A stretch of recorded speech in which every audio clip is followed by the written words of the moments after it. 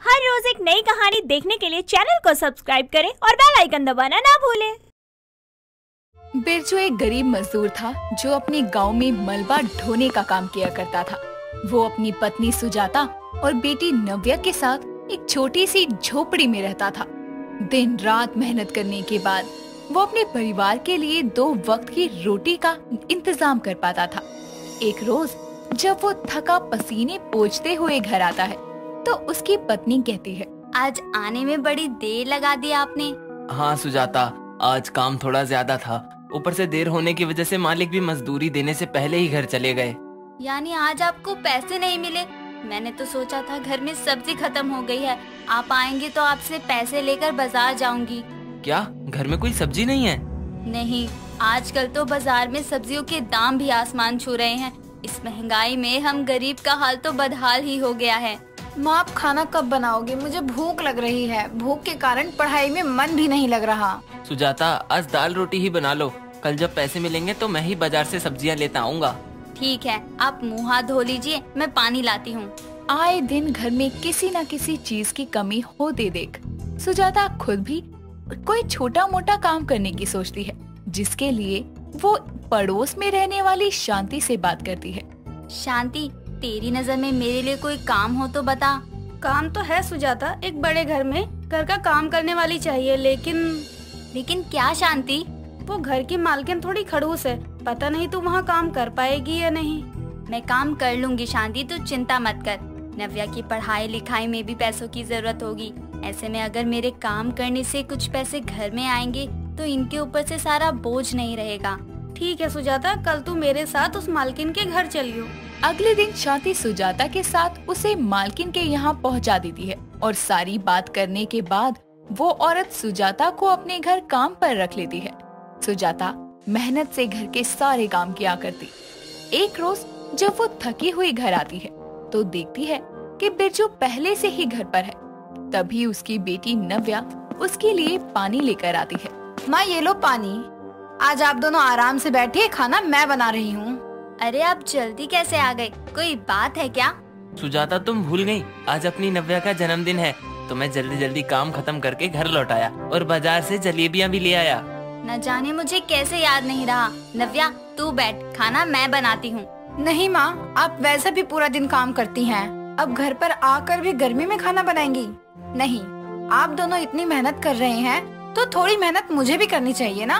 इतना कहकर नव्या अपना काम करने लगती है तो सुजाता और बिरजू आपस में बातें करते हुए कहते हैं, जब से तुमने काम करना शुरू किया है पैसों की तंगी थोड़ी कम हुई है। जी, ऐसे ही दोनों मिलकर काम करेंगे तो इस गरीबी से उभर पाएंगे ना। सही कह रही हो सुजाता। आज कितने दिनों बाद अपनी बेटी की पसंद की जलेबियाँ घर लाया। खाने के बाद हम दोनों उसे मिलकर खिलाएंगे। हाँ, भगवान का आशीर्वाद रहेगा तो सारे दुख और ये गरीबी जल्दी ही दूर हो जाएगी। दोनों बातें कर ही रहे थे कि तभी नव्या कुछ देर में खाना लेकर आती है और पूरा परिवार एक साथ खाना खाता है। समय बीतता है। एक रोज सुजाता अपने काम पर थोड़ा लेट पहुंचती है तो उसकी मालकिन गुस्से में उसे सुनाने लगती है, क्यों री आ गई? अरे ये तेरा मायका नहीं है जो टाइम बे टाइम मुंह उठाए चली आती है। मालकिन, बारिश की वजह से रास्ता खराब था तो आने में देरी हो गई। हाँ तो तेरे लिए 4 पहिए वाली गाड़ी लगवा दूं? किचन में बर्तन पड़े हैं, जाकर उन्हें धो। तुम जैसे गरीब को ना काम पर रखकर मैंने खुद ही सरदर्दी पाली हुई है। अरे तुम क्यों इस बेचारी पर चिल्ला रही हो? आ तो गई ना वो। हाँ तो अगर मुझ पर एहसान नहीं किया, नहीं आती तो इसकी 2 दिन की तनख्वाह ही नहीं देती मैं। तुम भी ना, मैं ऑफिस के लिए निकलता हूँ। इतना कहकर उसका पति महेश चला जाता है। दोपहर के समय सुजाता को घर की सफाई करते हुए एक सोने की अंगूठी मिलती है। सुजाता उसे उठाकर देख ही रही थी कि तभी उसकी मालकिन वहाँ आकर उसके हाथ से अंगूठी छीनते हुए कहती है, क्या इसे अपने पास रखने की सोच रही थी? अरे इसे छूने की भी हैसियत नहीं है तेरी। सोने की अंगूठी है ये, सोने की। नहीं मालकिन, वो झाड़ू लगाते हुए कचरे में आ गई थी तो मैंने उठा ली बस। मालकिन, मैं गरीब हूँ लेकिन जानती हूँ कि ये चीजें मेरे नसीब में नहीं। ठीक है, जल्दी सफाई कर और मेरे लिए चाय बना ला जल्दी। जी मालकिन। सुजाता अपना काम करने लगती है। समय बीतता है। एक रोज सुजाता नई साड़ी पहनकर काम पर आती है तो उसकी मालकिन उसे टोकते हुए कहती है, क्या बात है, फटी साड़ी पहनने वाली आज नई नवेली साड़ी में दिखाई पड़ रही है। कहाँ से मांग कर लाई है ये साड़ी, क्योंकि खरीदना तो तेरे बस की नहीं है। वो मालकिन ये नई साड़ी नहीं है, वो थोड़े थोड़े पैसे इकट्ठे करके नव्या के बापू मेरे लिए लाए थे। मेरी कल वाली साड़ी का पल्लू ज्यादा फट गया था तो मैंने इसे पहन लिया। अच्छा, खैर दोपहर में ही काम करके चली जाना, मुझे कहीं बाहर जाना है। ठीक है मालकिन। सुजाता 12 बजे के करीब सारा काम करके वहाँ से निकल जाती है और उसकी मालकिन बाहर जाने के लिए तैयार हो रही थी। तभी वो अपनी सोने की अंगूठी पहनने के लिए ढूंढती है और उसे नहीं मिलती, जिसके बाद वो परेशान होकर खुद से कहती है, हे भगवान, मेरी अंगूठी कहाँ गई? परसों तो देखी थी मैंने। वो अंगूठी के लिए परेशान होने लगती है और फोन करके अपने पति को भी बताती है। उधर सुजाता घर में अपनी बेटी के साथ बातें कर रही थी।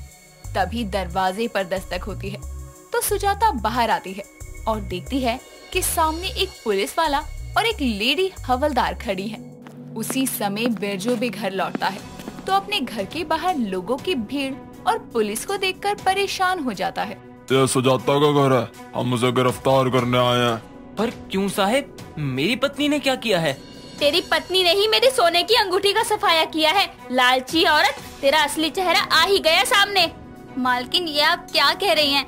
उस दिन तो मैंने आपको अंगूठी दे दी थी। और चुप कर चोरनी, उस दिन मैंने देख लिया था तो तूने वापस कर दी और बाद में चुपके से उसे चुरा लिया। उसी को बेचकर तूने ये नई साड़ी ली है ना?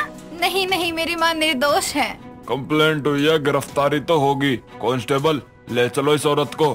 नव्या रोने लगती है और बिरजू पुलिस के आगे हाथ जोड़ता है, लेकिन पुलिस सुजाता को ले जाती है। तभी आस पड़ोस के लोग बातें बनाते हुए कहते हैं, बताओ, गरीबी के चलते चोरी जैसा कोई गलत काम करता है सुजाता? अरे गरीब के घर पुलिस का आना कितनी बड़ी बदनामी है। इस दिन के लिए थोड़ी ना उसे काम पर लगाया था। आज के बाद मैं उसकी कोई मदद नहीं करने वाली। उनके घर पुलिस आने से सभी लोग शक की निगाहों से उसे देखने लगते हैं। बिरजू को समझ नहीं आता कि वो क्या करे।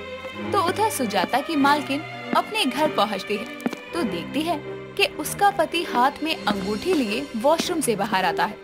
तभी वो कहती है, ये अंगूठी तुम्हें कहाँ से मिली? मैंने तुम्हें कहा था ना कि ध्यान से देखो, घर में कहीं होगी। वॉशरूम के वॉश बेसिन पर पड़ी थी। हे भगवान, अब क्या होगा महेश? मुझे लगा ये अंगूठी वो सुजाता ने चुरा ली और मैंने उसकी कंप्लेन कर दी और उसे अरेस्ट भी करवा दिया। क्या तुम्हारा दिमाग खराब है? उस गरीब की कोई गलती भी नहीं है। ये तुमने क्या किया? इससे पहले की और देर हो, अपनी गलती सुधारो तुम। महेश के बहुत समझाने पर वो कंप्लेंट वापस लेने के लिए महेश के साथ पुलिस स्टेशन जाती है, जहां बिरजू अपनी बेटी के साथ पुलिस के सामने हाथ जोड़े खड़ा था तो उसकी बेटी रो रही थी। तभी वो पुलिस को अंगूठी दिखाकर सब बताती है तो पुलिस सुजाता को छोड़ देती है। इसलिए कहते हैं, तसल्ली करके ही कोई कदम उठाना चाहिए। आपकी गलती के चलते इन गरीबों को परेशानी हुई और अब झूठी कंप्लेंट के लिए आपको जुर्माना भरना होगा। जी इंस्पेक्टर, हम जुर्माना भरेंगे। सुजाता, मुझे माफ कर दे, मैंने बिना सोचे समझे तुझ पर। मालकिन, मैंने आपको हमेशा कहा कि मैं गरीब हूँ, लेकिन गलत काम करने वालों में से नहीं। मुझ गरीब के घर आपकी वजह से पुलिस आई और ये बात मेरे दिमाग से नहीं जा पाएगी, इसलिए आज से मैं आपके यहाँ काम नहीं करूँगी। इतना कहकर सुजाता अपने परिवार के साथ वहाँ से चली जाती है। दोस्तों, अगर आपको ये कहानी पसंद आई तो इसे लाइक करें, शेयर करें और कमेंट करके बताएं कि कहानी में आपको सबसे अच्छा क्या लगा।